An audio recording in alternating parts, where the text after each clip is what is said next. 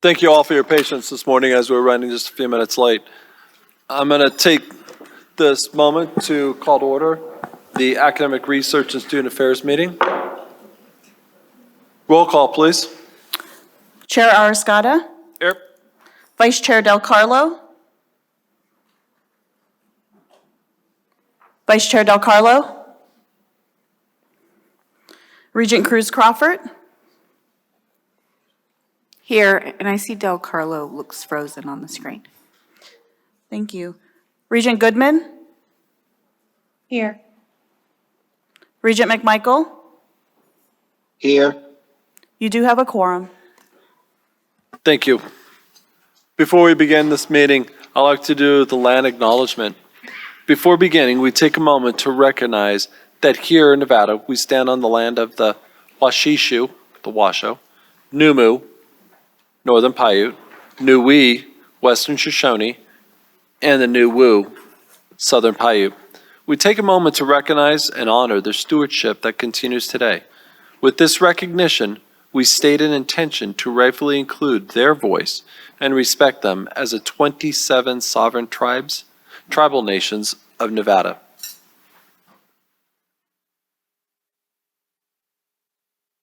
As we continue, item number 1 on the ARSA agenda, public comment. Do we have any public comment in Elko? There is no public coming in Elko at this time. Do we have any public comment in, and I apologize to all, before we continue the public comment, I was remiss not to acknowledge our Pledge of Allegiance. Let's take a moment to recognize this flag. Regent Cruz Crawford, Pledge Allegiance, please. Pledge allegiance to the flag of the United States of America and to the republic for which it stands, one nation, under God, indivisible, with liberty and justice for all.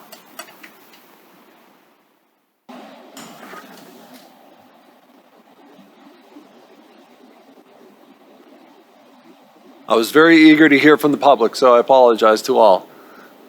Once again, no public comment in Elko. Is there public comment in Las Vegas? No public comment in Las Vegas. Is there a public comment this morning in Reno? None seen, none recognized. Let's go to item number 2, please. Consent items for possible action. And we have 2 consent items for possible action. If everyone would agree, we'll take them both as a whole. Is there a motion on the table to, are there any comments and corrections? Hearing none, seeing none. Do I have a motion for approval? I'll take the motion. This is Regent Del Carlo, and I've been on since the beginning. Second. Thank you, Vice Chair Del Regent Carlo. McMichael. Thank you, Regent McMichael. Any questions, comments? Seeing none, hearing none. Make a motion for approval. Motion. All in favor, say aye. Aye. All opposed? Nay. All approved. Let's go run down to number 3, please. Aye. Aye. Thank you. Going to run down to number 3, item number 3, UNLV organizational unit proposal. And Provost Hevey, please continue. Good morning, Chris Hevey, Executive Vice President and Provost of UNLV. For the record, thank you, Chair Escada, Vice Chair Del Carlo, Regents, and Chancellor for allowing us the opportunity to present to you the Carestasi Center for Insurance and Risk Management. This is one of the most exciting proposals that I've had the chance to present to you, and I think exemplifies the great work that we all do together. And I just want to very briefly tell you the story of how this has come about, because I think it's something that we all can be proud of. It started about 40 years ago when a young man came to UNLV and got a degree in business and learned about a field that he'd never thought about. for his career and went on to become a leader in that field. Now, 4 decades later, he wants to give back to the community by supercharging the pipeline for this career and, very importantly, diversifying the pipeline for this career.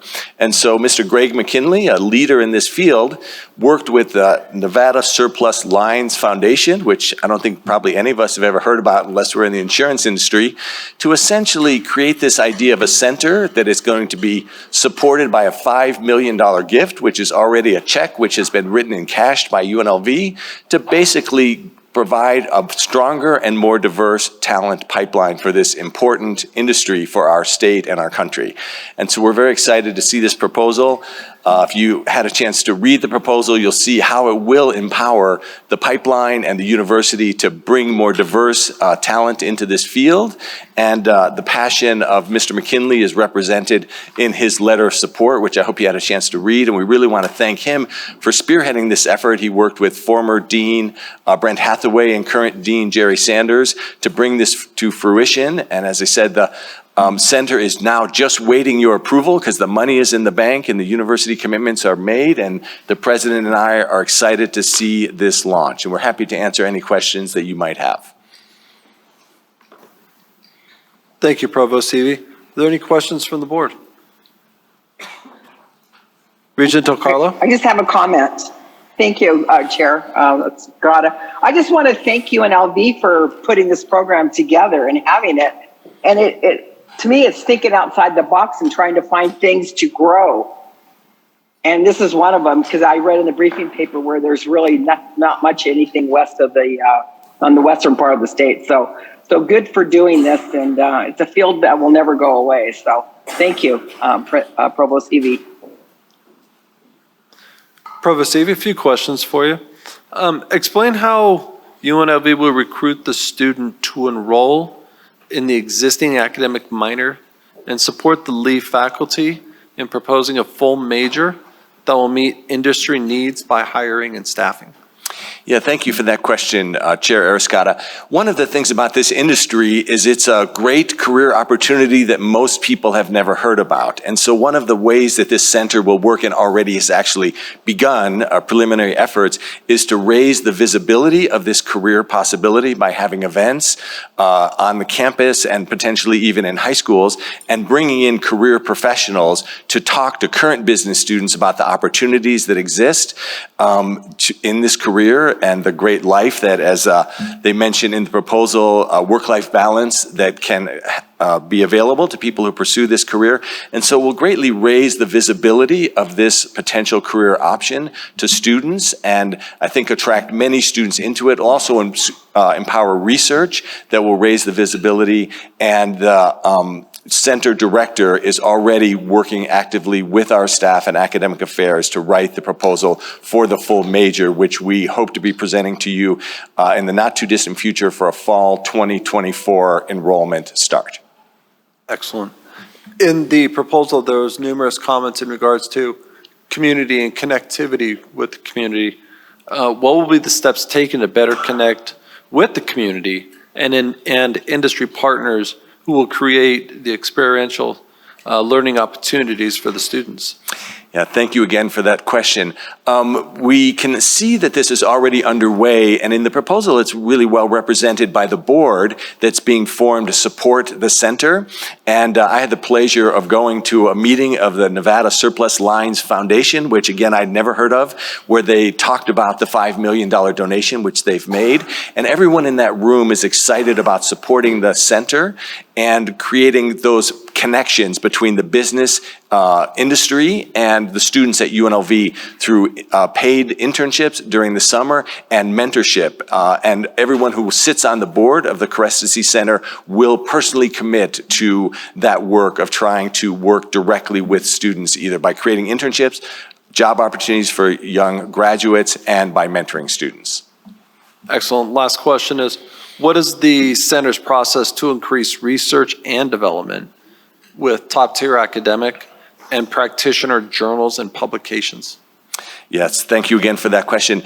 One of the things that I think we all recognize about great universities is they take the support of the state. Great public universities take the support of the state, the students, and the community.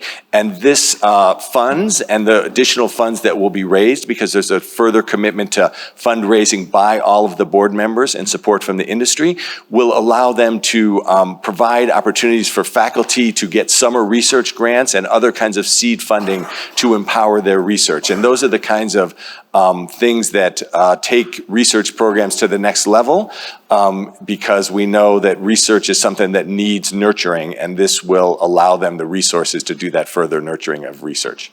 And I'm not sure if I overlooked it, but what is the projected student enrollment for the time frame of 3 to 5 years? We don't have projected student enrollment for the major yet, because that proposal is still to come. But we think this is going to be a very popular option within the Department of Finance. And so I would just, off the top of my head, guess we'd be in the dozens to low 100 students in the major, because the career kind of pathways that are going to be created through this center will be so attractive to students who come into a business major looking at a wide array of possibilities. I think it'll be a very attractive option. Fantastic. Are there any other questions from anyone sitting on the committee? Are there any from any board members? Seeing none and hearing none, do I have a motion for approval? Motion to approve. Second. Motion by Regent McMichael, second by Vice Chair Del Carlo. Questions, comments? Seeing none, hearing none, all in favor signify by saying aye. Aye. Aye. Aye. All opposed? Motion carries unanimously. Provost TV, well done. Thank you. On behalf of President Whitfield, myself, and Mr. Greg McKinley, and everyone involved in this, we deeply appreciate it, and you'll be proud of what this center will be able to do. Thank you, sir. Let's go agenda item number 4, please. The University of Nevada, Reno program proposals for a Master of Public Health and a Doctor of Philosophy in Epidemiology. Provost Thompson.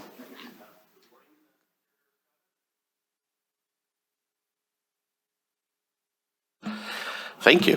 Provost, University of Nevada, Reno. I bring forward for your consideration 2 graduate degree programs in UNR School of Public Health. As you may remember, the School of Public Health was recently accredited by the Council on Education and Public Health, and this request is a continuation of that accreditation process. The school currently offers both Masters of Public Health and PhD degree programs with emphases in epidemiology.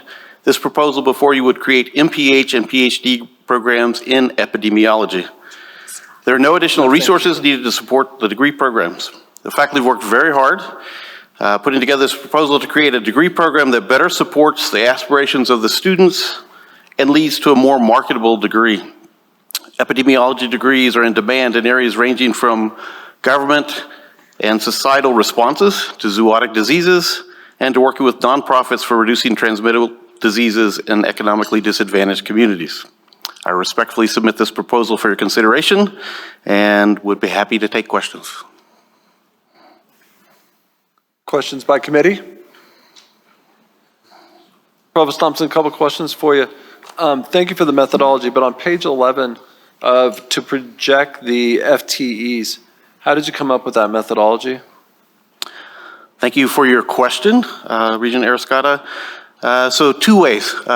We do have the emphases, so the first piece is to move those over into epidemiology degrees, but also looking at the national data from the accrediting body for a school of our size, what percentage of the MPH and PhD programs we see nationally in these degrees. So we're projecting based on national data. Simple answer. Thank you very much. Appreciate it. Any other additional questions? Seeing none, hearing none. Do I have a motion for approval? I move to approve. This is Regent Goodman. Thank you, Regent Goodman. I second Regent Del Carlo. Thank you, Vice Chair. So first by Regent Goodman, second by Regent Del Carlo. Are there any more additional questions, comments? Seeing none, hearing none. All. Thank you. Sorry, Regent Carvalho. That's okay, Chair Arascata. I did have one question for Provost Thompson. I was wondering if and how these degree programs related to the state public health lab, if they would be working together with them. Regent Carvalho, thank you for the question. Yes, they will work closely together. The biostatistics and epidemiology groups work with the state public health lab, but also I can't remember all the Department of Public Health at the state in research projects, but also in making sure we are training students that are working in these areas. Thank you. Great question. Thank you, Regent DeCarlo. Thank you, Regent Carvalho. No other questions, comments? All in favor signify by saying aye. Aye. All opposed? Aye. Motion carries. Let's continue with item number 5, with the program proposal for BA in Social Research Analytics. Provost Thompson. Thank you, Chair Escada and Regents. For the record, Jeff Thompson, Executive Vice President and Provost, University of Nevada, Reno. So I'm bringing forward to you a proposal for consideration for a new degree program that is interdisciplinary in nature in the College of Liberal Arts and the Department of Sociology. And it's a Bachelor of Arts in Social Research Analytics. And I have to make sure I read that carefully. The degree program will be housed in the Sociology Department in the College of Liberal Arts. And it's based on a very long and successful graduate program in social psychology. The bachelor's degree is designed to be interdisciplinary with courses offered in anthropology, communication studies, criminal justice studies, political science, and psychology, in addition to sociology. And the primary motivation behind the degree is to prepare students for well-paying and meaningful careers upon completion that require research analytic skills in social issues. Students who graduate with this degree will possess a repertoire of qualitative and quantitative skills in social science research methods and statistics that prepare them for a variety of careers in the public and private sectors, and of course, graduate school. No additional resources are needed to initiate the program. We have the faculty and staff and all the courses except for 3, which we are working through the system to have approval. And I respectfully submit this proposal to create the BA in Social Research Analytics for your consideration and would be happy to take questions. Questions from committee members? Please, Regent Cruz Crawford. Good morning, Regent Cruz Crawford for the record. Hope everybody's having a great day. I just wanted to, just a comment. I love this. I love social research. It's really important that we know as a board that it's really about looking how we interact in societies and how to problem solve so that we better fit and live up to our full potential. I think this is great. I didn't have this when I was going to school, so I got a degree in psychology and mathematics and named myself a social researcher. So, and with that, I have been able to do research across the state to identify why people of color are not teachers and be able to write policy or change the organizations where we work, and we've graduated about 300 this last school year because of that work. So this is really a stepping stone for balancing some of those inequities. So I love it. I'm full on with this. Thank you. Thank you. Thank you, Cruz Crawford. Are there any questions or comments?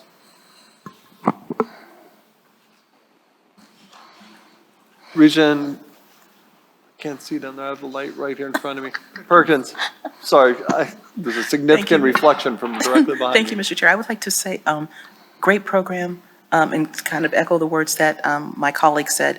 I really appreciate the fact that you list the jobs that are available right now out there for this particular degree program. That's really important, that we're not sending students down, the merry trail and having them at the end have student debt and not have a job potential. So I really appreciate that the ideas of and the different career fields that the student that graduates from this program will be able to get.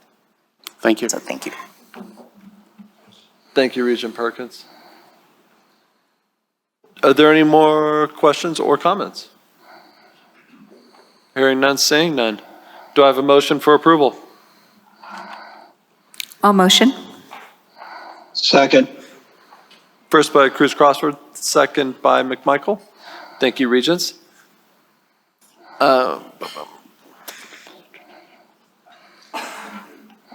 I'm just reviewing this. Motion's on the table. All in favor signify by saying aye. Aye. Aye. All opposed? Motion carries. Thank you. Thank you, Provost. We're going to move on to number 6, item number 6, the Nevada State College Program Proposal for Masters in Science and Nursing Leadership. Please. Good morning, Regents, Chancellor, and Presidents. For the record, I'm Vicki Shields.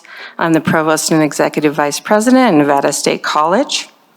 Until the end of this month anyway, I'm retiring at the end of June, and I just wanted to take a moment to thank the Regents and everyone at the system office for all of our positive engagement over the last 6 years. Thank you very much. Today, I seek approval for the Masters of Science in Nursing Leadership. The Master of Science in Nursing, MSN, a fully online degree proposed by the School of Nursing at Nevada State, offers an innovative curriculum with a leadership focus to prepare working registered nurses for advancement into leadership and managerial positions within the clinical setting. The fully online didactic coursework affords students the opportunity to continue working while completing their degree. This degree is in response to requests by the School of Nursing clinical agencies and stakeholders representing healthcare in Southern Nevada. It also offers a response to some of the best suggestions in the white paper addressing Nevada's nursing workplace shortages by Nevada Health Workforce Center Research Center at UNR in preparation for the legislative session. The proposed program is designed to accommodate working registered nurses through flexible start dates, asynchronous online courses, and affordability. The MS is modeled after our very successful RN to BSN online program. The curriculum was designed with input from the School of Nursing's community partners in response to workforce needs, which will ensure that our graduates have the skills and knowledge that they will need for an enhanced quality of life and an elevated, rewarding career as they assume leadership roles in local healthcare organizations. The program employs a cohort model using a carousel model courses that are 7 to 8 weeks in length and offered 6 times per year. Full-time students complete in 12 months and part-time students complete in 24 months. The MSN in Leadership degree pathway offers a unique middle-tier leadership option for practicing registered nurses.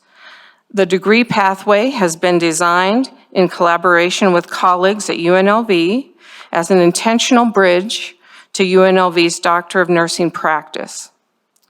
And it is a nurse executive track for students who are not ready to engage in a doctoral degree program, but who would like to advance their career in leadership and/or management. There is increased demand for nurses with an advanced education to meet the needs of hospitals, clinics, and other healthcare settings throughout the state, and even the nation as that. According to Hanover Research, concentrations in nursing leadership and administration are the highest demand tracks, with expected high growth in local, regional, and national positions between 2021 and 2031. A 2021 report by the American Association of Colleges of Nursing found that 75% of surveyed MSN students found employment directly after graduation, and 94% found employment within 6 months. According to the Bureau of Labor Statistics, employment in healthcare administration is projected to grow 32% by 2023, which is higher than most other jobs. This is a grow your own strategy for clinics and hospitals in the state of Nevada, as well as a pipeline program to UNLV's doctoral program, which in turn creates more nurse educators for NSHE institutions. It's a great circle of life. Thank you. I'd be happy to entertain any questions or comments. Questions or comments from committee members? None seen. Regent Carvalho. Thank you, Chair Escada. Vicki, first of all, congratulations on your retirement. Thank you. You've been a wonderful asset to Nevada State, and you will be missed. Moving on to this agenda item, I realize that there are differential fees for the nursing programs at Nevada State as there are for other institutions. Is there any intention to seek differential fees for this program? I'm sure that we will need to. That is in this original proposal.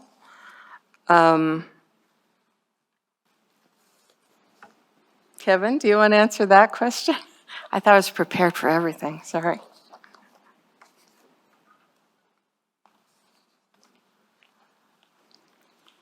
Good morning. Chair Kevin Butler, Nevada State College. At this time, we're not contemplating it. The templates that we've run and the projections that we made look like this can actually sustain itself because of the weighted student credit hours, assuming the formula continues, and also the fact, just because it's a graduate level course. Okay.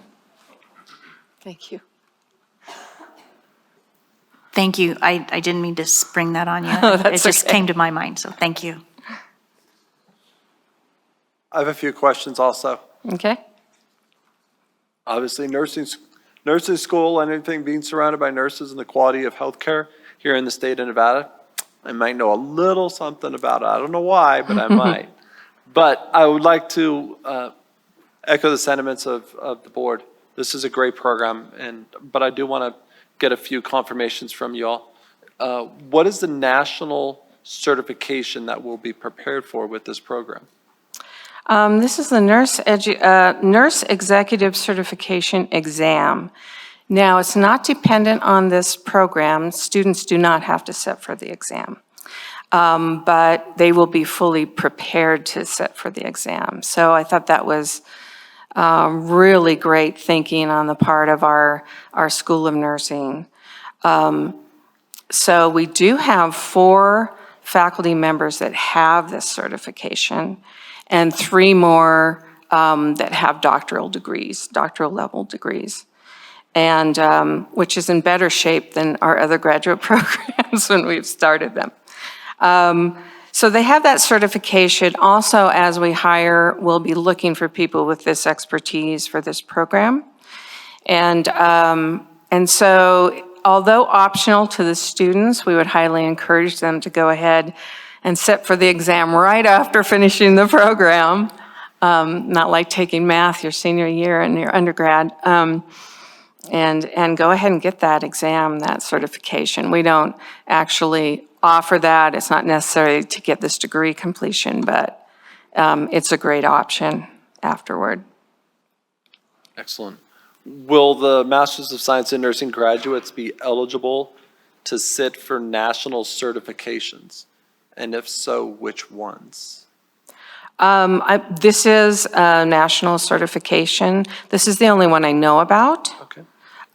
This is the one they wrote into the proposal. I'm not sure if there's other ones they can. This is all geared towards this ANCC Nurse Executive Certification. Excellent. You prefaced by saying there were going to be a certain number of faculty members with some significantly high credentials, very impressive credentials, but will there be a nationally certified, doctorally prepared faculty member overseeing the track? We have 4 faculty members who have this certification. It's unclear at this point who will actually be directing the program, but I'm sure it'll be one of those faculty members. Excellent.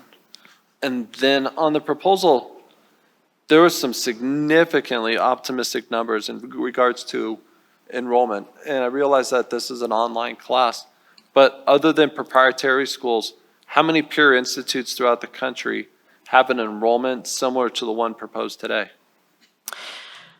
Well, I'll preface that with the program's going to start in January of 2024. And so with a lot of back and forth with the system office, we were contemplating how to figure out what the head count and FTE was for that first fall. So it looks a little large, as FTE is 41 for the first year and head count 58, but it does take into account a whole, like 2 start classes before the count. So that's why that first year looks a little large.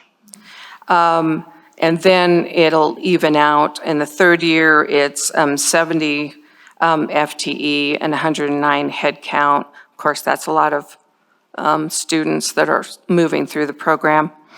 And then in the fifth year, 92 FTE and 148 head count.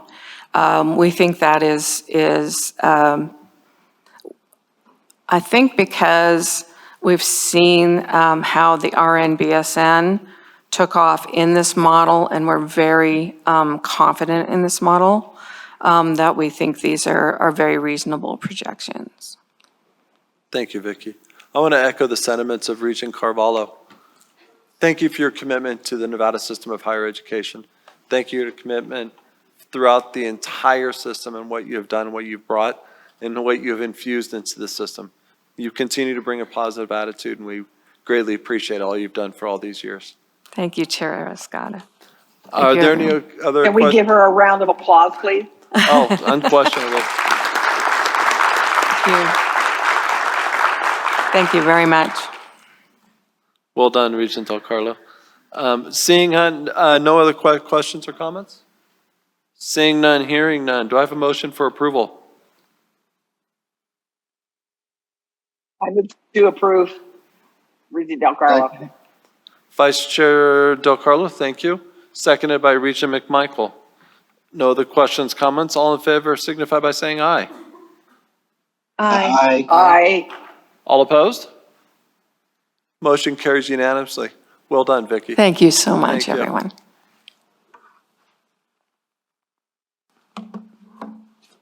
We're going to continue with item number 7, College of Southern Nevada Organizational Unit Proposal, Center of Excellence for Advanced Manufacturing. Up on the podium. Thank you much. Good morning, Chair Escada, Vice Chair Del Carlo, Chancellor Regents, President Sandoval. Thank you again for hosting us. It's always a pleasure to be at UNR.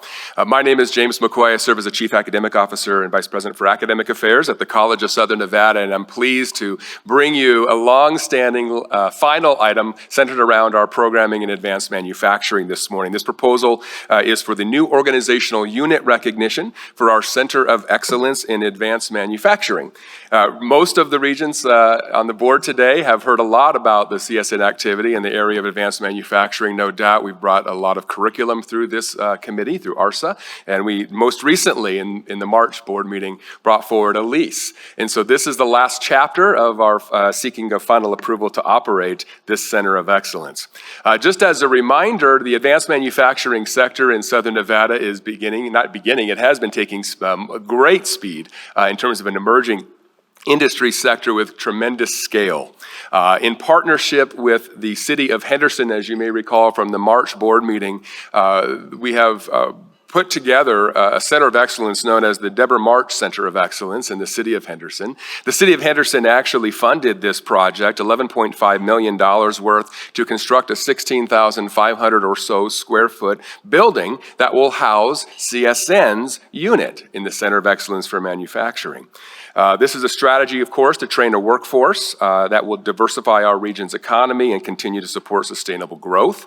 And the city constructed this Deborah March Center of Excellence on city city-owned land, as you recall from the March meeting. This land is adjacent to the Haas manufacturing area that is being constructed right now. And of course, as I mentioned, this particular building will house, if approved, the CSN Center of Excellence for Advanced Manufacturing. We can't wait for you to see this building. We'll do a nice ribbon cutting after presumably you approve this unit. But when you walk in this building, it's home to 2 classrooms and 2 labs for specialized workforce development training, essentially offering entry-level to advanced training in advanced manufacturing in both automation and CNC machining. The instructional pathways offered include both credit-bearing instruction, courses that lead to the completion of skill certificates, level 1, if you will, certificates of achievement, and of course an associate applied science, all curriculum that this committee actually approved just about a year or so ago. The instructional pathways also include just-in-time incumbent worker training on our non-credit operation to provide upskilling for employees that are already in the field that perhaps do not need additional degrees or certificates. As a reminder, all of our certificate programs are centered on industry-recognized credentialing, in this case SACA and NIMS for those industry certifications. And they're all stackable. And so the student that enters in perhaps through the non-credit space will be able to apply the learning and the outcomes that they've engaged in to the credit-bearing certificates and degrees, again, on both sides, manufacturing, machining, and automation.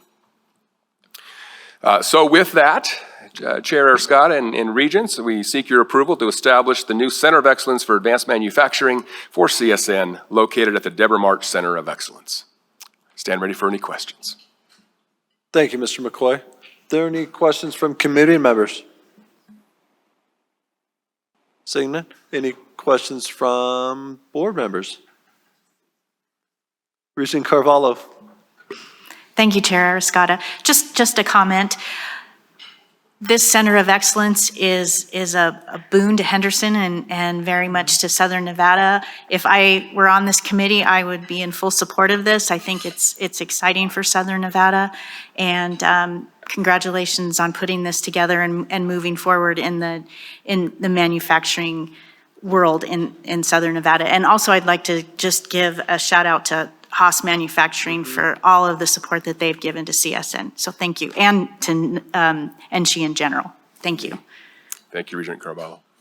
The ongoing, thank you very much, Regent Carvalho.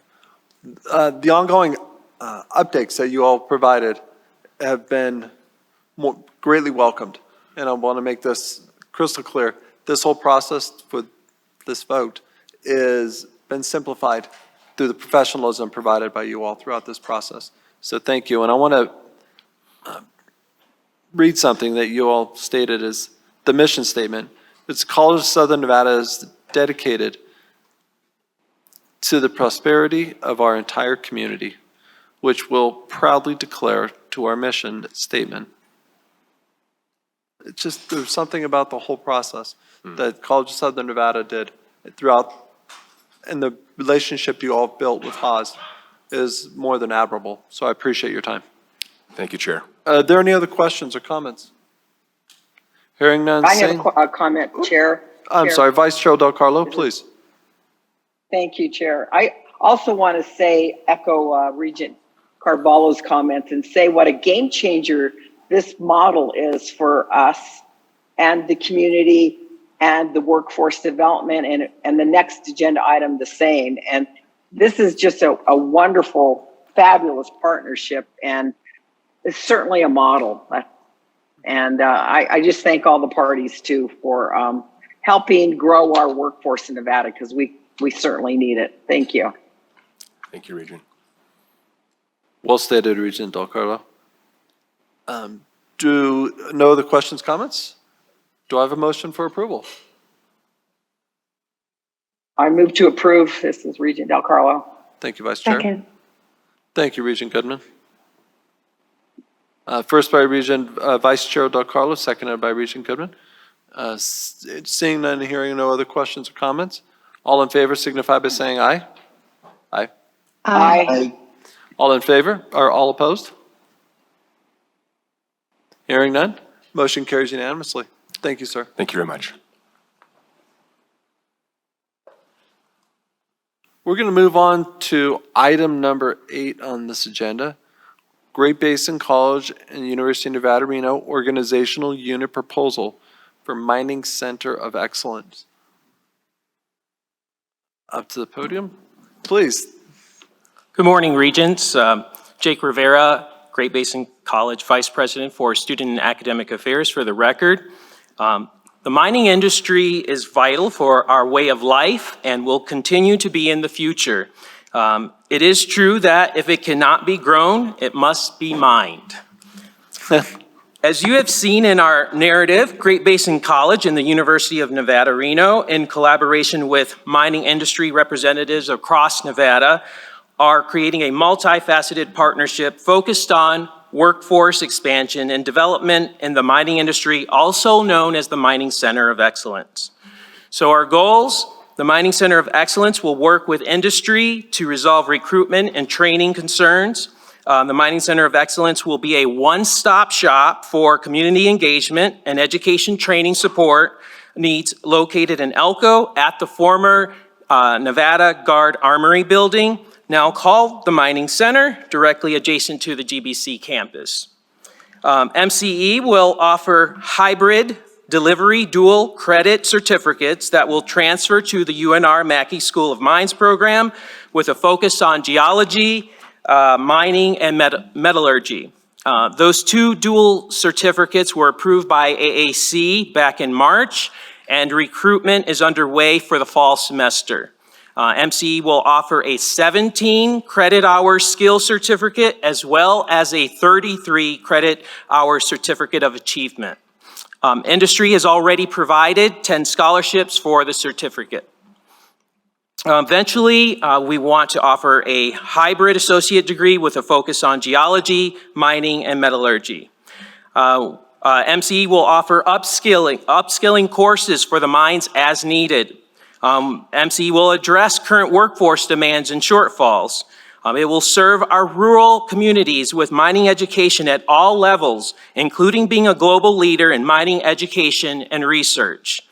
MCE will be a support for transitional workforce within Nevada. We have already established an advisory council that will consist of mining, industry leaders, GBC personnel, UNR personnel, and various state government departments and agencies. We have now begun active fundraising activities related to supporting building updates and remodeling and programming associated with the new location. So some may ask, isn't this what you already do? Separately, as institutions, we have limitations to the types of training and education we're able to provide. Together, we can cross the spectrum of industry workforce demands and leverage the educational specialization of both institutions. President Sandoval and President Helens have signed an MOU outlining our partnership. GBC and UNR request approval to establish the Mining Center of Excellence to be housed in the GBC's Mining Center. I, along with GBC's Executive Director of Mining Center of Excellence and Workforce Development, Dr. Sam Spearing, as well as my colleagues from UNR, Provost Thompson, are happy to answer any questions. Thank you. Thank you very much. We'll start off with Regent Goodman.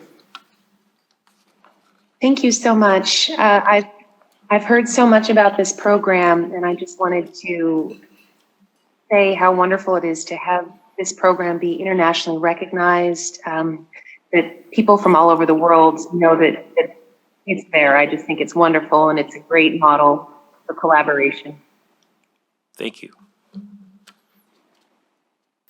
Regent Cruz Crawford. I second that. I'm really excited about this program. I actually got to tour the facility, which was really neat in Elko. Just being a National Guard member too, it's really nice that we could share that unused property with you. So it's going to be a great building.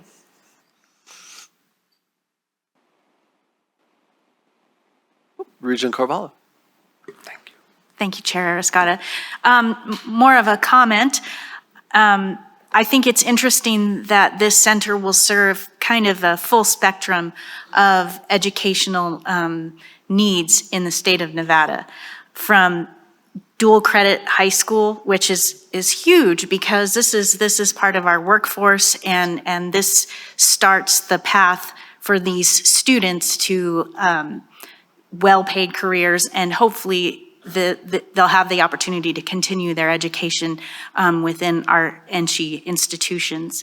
So I again would be in full support of this, and thank you for bringing this forward, and thank you for the partnership between GBC and UNR for this really important aspect to the state of Nevada. Thank you.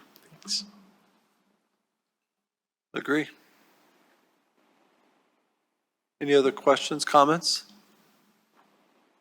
Do I have a motion for approval? I move to approve. This is Regent Del Carlo. Second. Thank you, Vice Chair Del Carlo, seconded by Regent McMichael. Any additional questions, comments? Seeing none, hearing none. All in favor signify by saying aye. Aye. Aye. Aye. All opposed? Aye. Motion carries unanimously. Thank you, Mr. Rivera. Thank you.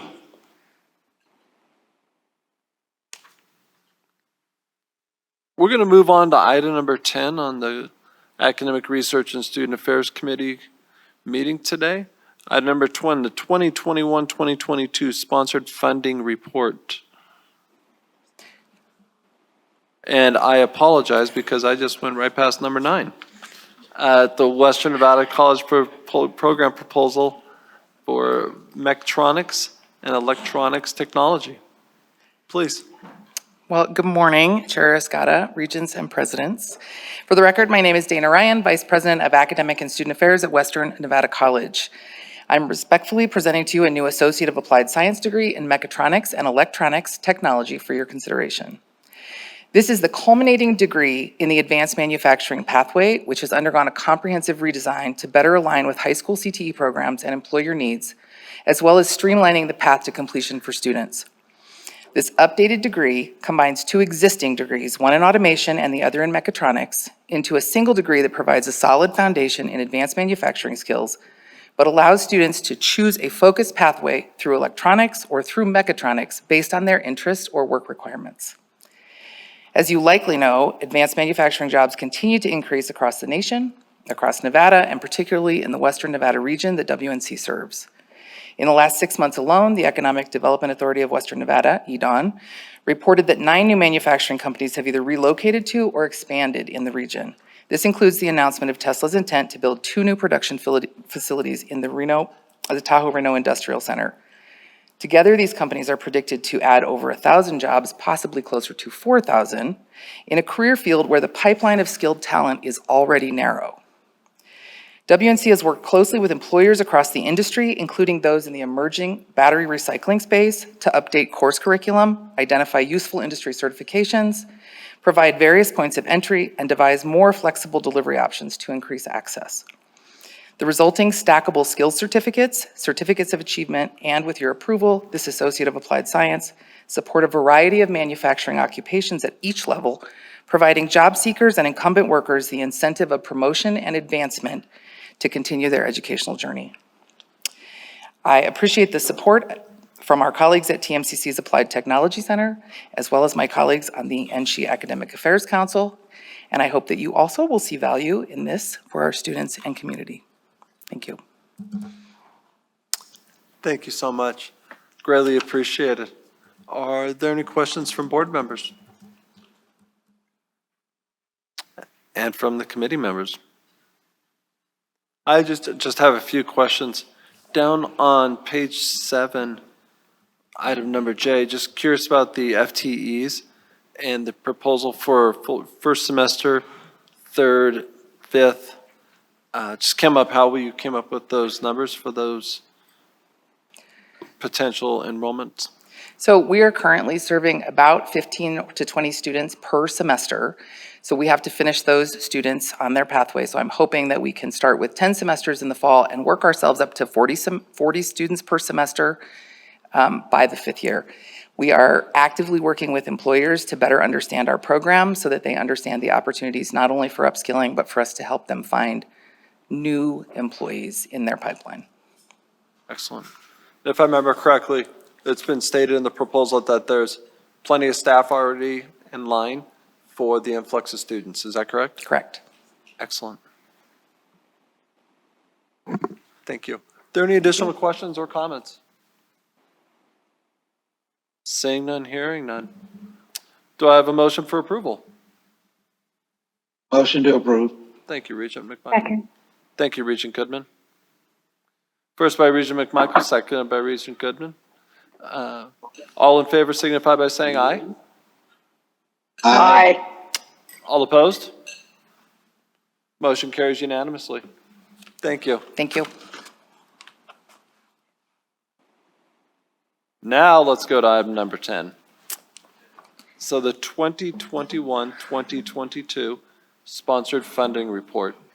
Yeah, you gave me a little start there, Chair. So my name is Marcy Jackson. I'm the Director of the System Sponsored Programs in EPSCoR office, and I'm here to give you the highlights of the Sponsored Funding report that is in your materials. So these are self-reported awards that our institutions have received. So some of you are newer to the board. You may be familiar with the term grants management from nonprofit or government work that you have done. Here in higher education, we use the term sponsored programs for the extramural funding that is brought in for research, other scholarly activities, as well as institutional support and student services. So each of the campuses has their own grants office. It may vary from a one-person office in our smaller institutions that does everything, or our larger institutions can have 20 to 30 staff who have research administrators, grant accountants, proposal development specialists. It all depends on the institution. At the NSHE System Sponsored Programs Office, we are funded by some of the major federal agencies to do collaborative projects that are statewide. So we work with specialized funding like the established program to stimulate competitive research, or EPSCoR, from the National Science Foundation and from NASA.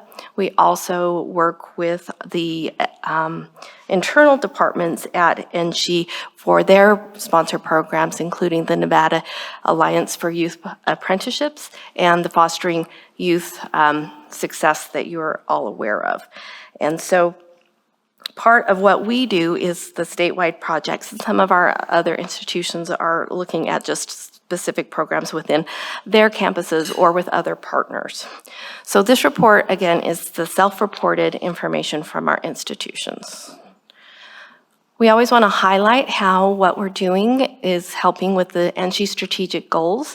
And so when you think about grants and contracts, you might first think of research, and that is, of course, a very important part of the research or the funded dollars that we bring in. We also, however, have dollars that come in that help with access and closing the achievement gap, which help with preparatory services for our low-income and first-generation students. We have money that comes in for tutoring and counseling that helps with the Success Initiative. And of course, we have the workforce programs that are a big focus for us. So this slide shows the awards that have come in the last 5 years. And we were steadily increasing our awards, and then the pandemic hit. So the orange part of the bar shows that the money that was specific to COVID-19 pandemic response funding that was received by our institutions. Now, there were a lot of different funding mechanisms that came through during that time. You may have heard of CARES or HERF or ARP. Also, there were some funding that was specific to research around the pandemic response. So we've grouped them all into one. And you can see that our spike there was in 2021, and the numbers are going down. We would expect our numbers to even out a little bit as that sort of thing wanes, just like it did when we had ARA funding during the Great Recession. So there was actually a huge decrease of 54% of our overall funding in fiscal year 22. However, that was mostly based on the pandemic response funds waning. And this slide shows just a few, just a highlight of the pandemic response funds each of our institutions received in fiscal year 22, and that varies greatly by the size of the institution, what sort of population of students they have, their eligibility for competitive grants, and whether their funds or sponsored programs are managed by their controller's office. And so I expect next year that this slide will be very, very minimal. So talking about the funding distributions of our institutions receive various funding based upon their missions. We have our research institutions that do a lot of proposals and receive a lot of grants and contracts, and our smaller institutions receive lower amounts of funding.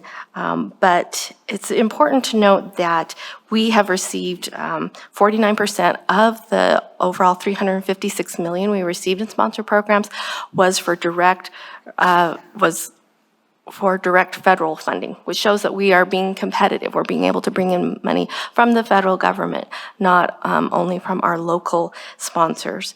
And research was $164 million of that 356. Now, if you look at last year's report, you will see that there was a large decrease in our number of awards. We had $111 million less in institutional support from the pandemic response funding, as well as $116 million less in scholarships that had come to us from this pandemic response funding. Now, each of these following slides, you'll see a lot of numbers, and we talk about the awards that come in based upon the standard categories within the research administration or the sponsored programs for higher education. So those are research, public service, student services, scholarships, instruction, other, and what did I miss? Public service. So these are, again, self-reported numbers that come in from the institutions. Your Appendix A will show you the details of each of the institutions, the awards they received, and their expenditures of the year. And Appendix E shows you their 5-year trends. So we include all awards here. We don't focus just on research or the expenditures because we want to be inclusive of all of our organizations. So while you look at the numbers, I'm going to give you some of the highlights of what these awards are doing at our institutions. So at UNLV, they received from the National Science Foundation an award for strengthening the skill and will to succeed in STEM for a great project. You've also heard previously that Vice President Adam Garcia received funds from the U.S. Department of Justice for the Regional De-Escalation Training Center. UNLV also received funding from the National Nuclear Security Administration for $1 million for a nuclear technology and science consortium. And UNLV continues their work towards equity by receiving funds from the National Institutes of Health for a maternal and child health and nutrition intervention program, as well as from Immunize Nevada for vaccine health equity initiatives. At UNR, the Nevada Small Hospital Improvement Program based at the Nevada State Office of Rural Health with the UNR School of Medicine. They've received funding from the Health Resources and Services Administration to administer and send supplies to 13 of our rural hospitals to increase testing around the pandemic response and to expand the range of mitigation efforts there. They also received 2 large grants from the U.S. Department of Energy, and funding was received from the California Department of Forestry and Fire Protection to develop a scientific modeling framework prototype for improved fuels mapping. At DRI, they partnered with Nevada State College and the Gwynn Center for Policy Priorities to study the growing threat of extreme heat for people who work outdoors. And so they looked at the heat at the 3 hottest cities, including Las Vegas, Los Angeles, and Phoenix. And that study will help inform findings for outdoor workers, their employers, and policymakers throughout the Southwest. DRI also received $2 million in congressionally directed spending towards studying climate change and intervention efforts to mitigate those impacts. And they're very involved in the $20 million NSF EPSCoR Harnessing the Data Revolution for Fire Science project that you heard about last June, ARSA meeting, with NSHE as the prime, UNLV and UNR as our research leads, and all of our institutions involved through our scholarships and workforce development programs. DRI also received a 5-year sole source contract with the Department of Energy's Nevada National Security Site, which involves all of the research divisions at DRI. Nevada State received funding for their school-based mental health award, which included new positions, including a director. And so they're being able to go out and do school-based health courses, and this helps pay for the tuition for these courses. And they've also done outreach in the local schools, letting people know about this as a career path. I'm going to use one of our big acronyms that you'll hear a couple times after this, the IDEA Network of Biomedical Research Excellence, which is an award that actually UNR receives from the National Institutes of Health, and then they sub-award to several of our institutions as partners in that project. So Nevada State College works with them. They had 16 students who attended a summer research program, and 14 of those students were actually self-selected as minority students. They've had 8 faculty members working on that, with 24 students in the laboratory settings doing experiments. And they had several of those students present their results at the NSHE STEM Symposium. NSHE also has the Nevada Institute for Education Recruitment and Retention Program that has 14 fellows that are working with UNLV and UNR fellows in community engagement projects. At CSN, they received money from the NASA Space Grant federal pass-through funding for a project around hydraulic tracers for particle transport in the acrid environment of Southern Nevada, which included 6 student researchers.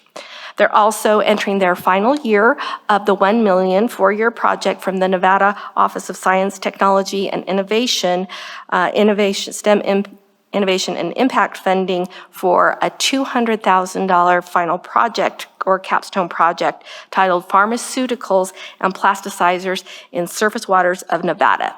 This project has been shown on the local media. It involves 5 faculty members and 20 students in the research phase of the 8-month project. Overall, they've had 193 students, 13 principal investigators, and 9 additional faculty members who've been involved in this grant in the past 3 years.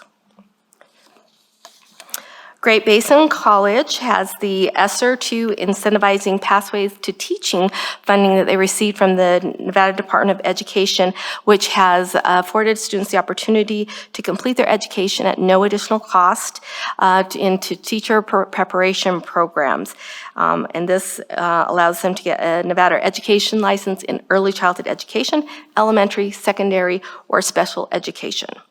They've also used the Perkins competitive funding to help the mission of their Health Sciences and Human Services Department to provide superior career relevant courses and programs that are responsive to the individual and professional aspirations of students living and working in rural Nevada.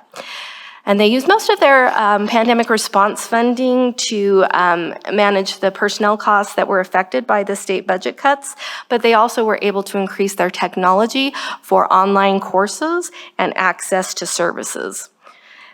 They had their long-term grants director, Jeannie Bailey, retire during fiscal year 22, and that position was vacant for 4 months, which was a little bit of a struggle during that period, but they've been able to replace that position. Truckee Meadows Community College partnered with NSHE, the Washoe County School District, the Community Health Alliance, and the Reno Orthopedic Clinic to receive money from the Governor's Office of Science, Innovation, and Technology to create a new program that allowed students who are still in high school to receive their Certified Nursing Assistant certificate before graduating without any cost to those students, so they can move straight into a job. TMCC also has an Embry subaward from UNR, which aims to increase the low-income first-generation and underrepresented minority graduates who are working towards biomedical careers. And that included some summer bridge programs with math application skills and hands-on laboratory experience. And they used their pandemic response funding to help students who dropped out during the pandemic, or also those that were going from high school into college. And they used money from the Project Sandy funding to help with displaced workers as well as emergency financial aid. And at WNC, they use their Project Sandy funding to implement and complete 3 of the manufacturing technology training program cohorts and 3 of the Metatronics program training cohorts that you just heard about with Tesla, which included 43 students.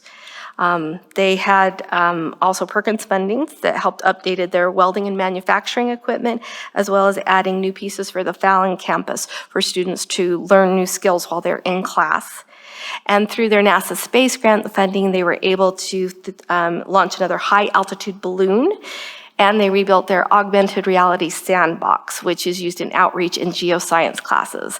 And next time you're at WNC, I am sure that Dr. Kortemeyer would love to show you the sandbox. So those are just a few of the things that we do with this extramural or sponsor programs money.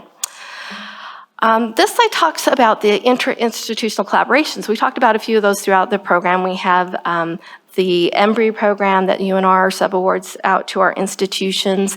And of course, with the NSHE sponsor programs and EPSCoR office, that's the function of our office to do those statewide collaborations, which is why our number of those collaborations is so high. But overall, there were 128 intra-institutional collaborations for $15.8 million, which is an increase from fiscal year 21. And then we had actually fewer proposals that were submitted in fiscal year 22, but there was an increase of the number of awards that we received. We received money from the state for state program match, which is money that goes to match the federal awards. We would not receive the federal awards without this funding. And that money goes to match the NSF EPSCoR, the NASA EPSCoR, the Department of Education Europe grants, the NASA Space Grant, and the EPSCoR infrastructure at the NSHE office. So we use that money to help move those projects along. There are some opportunities where we have competitive applications that go out for seed grants, scholarships, and fellowships. So the amount that each of the institution receives changes each year based upon how many proposals they submit for that type of funding and who is selected for that funding based on those applications. So highlight, we got in $356 million in sponsor programs this year, or I'm sorry, in fiscal year 22, and 49.4% of that was COVID pandemic response funding. I want to thank each of the institutions for their hard work pulling these numbers together. It takes a while to do. We have the great Workday team who has put together the reports for us to run, but it does take some manipulating to get it all together. I also want to thank Mark Cahill in our office for helping making sure that those reports are tested before they go out. And thank you to Tarina in the Academic and Student Affairs for always being my second set of eyes on this report and helping making this report accessible. And to Jose for giving me the layout of this presentation, the PowerPoint this year. It's a much cleaner look than we've had in the past. So thank you, Jose. Are there any questions?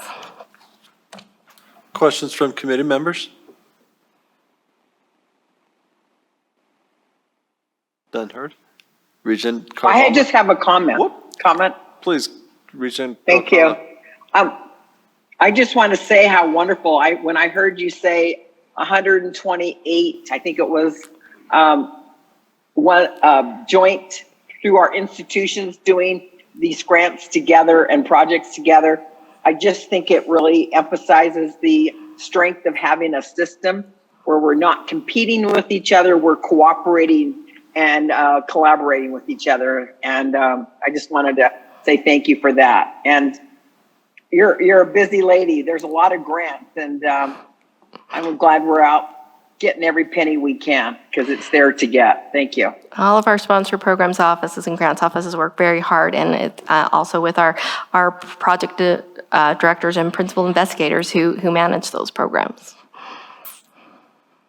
Thank you. Regent Carvalho. Thank you, Mr. Chair. Thank you, Marcy, for this, this in-depth presentation. I had two questions. One, there are, in my recollection, and maybe I'm wrong on this, there have been times where NSHE has received grants. Where do we see those in this presentation, or maybe they're outside of this presentation? I don't know. So NSHE grants, and then also HSI and MSI grants that our institutions receive. Are they part of this as well? This includes all of the grants the institutions receive, those that are HSI specific or MSI specific. We have not broken those out. If you'd like to see that next year, we can highlight that. For NSHE system administration, they've usually liked for us to concentrate on the institutions, but if you look at Appendix A, in item number, Table 10, that shows what our NSHE SPO EPSCoR office has received in. And so that does include the NSF and the NASA space grant, the Gear Up, as well as all of the money that's come in through the departments, like Strong Start to Finish and ECMC, all of those things for the co-requisite and that sort of stuff. Thank you. Okay. Thank you, Regent Carvalho. Question for you. One of the slides that you had earlier, other than the anomaly of 2021, where there are significant COVID finances that were attached to it, the EPSCoR amount that's been allocated to the system continues to rise on a yearly basis. As shown in Figure 1, from 2018, 19, 20, let's just jump up to 22. Is there anything that you attribute that to with the system and the leadership from each campus? Yeah, these are definitely all sponsored programs. These are not EPSCoR specific. So one of the things that really helped in 2021 is that UNR had a large increase in their public service and scholarships and other in 2021 that was not pandemic specific. So that was our largest increase in that year.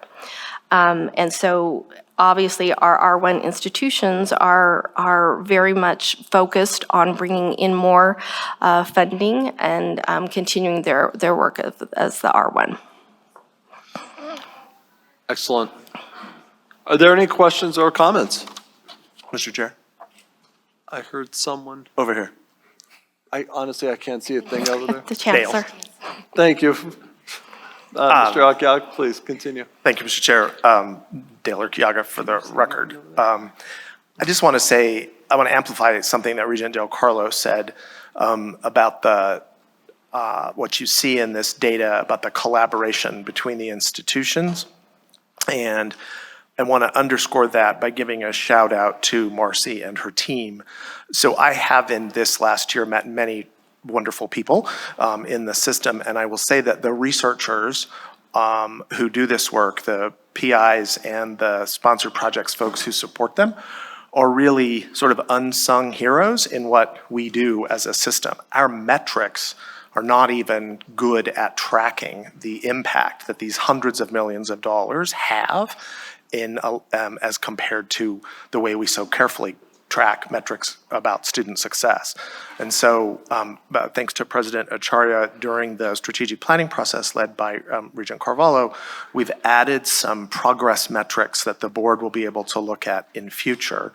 But I will say, as the institutions move more and more into this world of research and more sponsored projects, I think it would be good for this board to think about how you engage with that work and how you tell that story. It does impact the quality of our education delivered on the other side of the house because we attract the talent who work on these grants. And I just want to give a shout out to Marcy and her team. this whole function is for me a little bit, if you're a Harry Potter fan, it's like the room of requirement. Like, I don't know what's in that hallway, but whenever I go in there, I get exactly what I need. And so Marcy was actually one of the first people that I met in the time between my appointment as chancellor and before I actually took this office. We were given an opportunity from the governor's office to work on a National Science Foundation grant. And so in a panic, I called her and the institutions together, and we're now moving forward to the second round in that project, and it is a huge grant. And it is really down to that sort of what goes on behind that room of requirement door. So I just want to thank Marcy and all of the researchers and encourage the body to think about ways you tell this story better. So thank you, Marcy. Thank you so much. Thank you, Mr. Okalga. Let's move on. Marcy, very well done, like always. Thank you.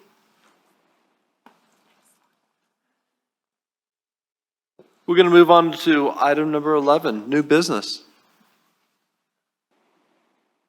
Anybody have comments, questions, suggestions, requests for upcoming business or future agenda items? Of course, for new business items, we'll continue to receive the legislative updates and the finalization of the legislative updates. I think those are imperative for the continued projected classes, students, faculty, staff, finances, everything in regards to academic research and student affairs. We need to get the assurance that there's going to be the positive ascension of the academics and what's going to be provided on each campus and the attractability of NSHE itself. Anything else? Let's move on to public comment. Is there public comment in Elko? No public comment in Elko. Is there public comment in Las Vegas? There is no public comment in Las Vegas. Seeing none and hearing none in Reno? We are going to adjourn academic research student affairs at 10:20.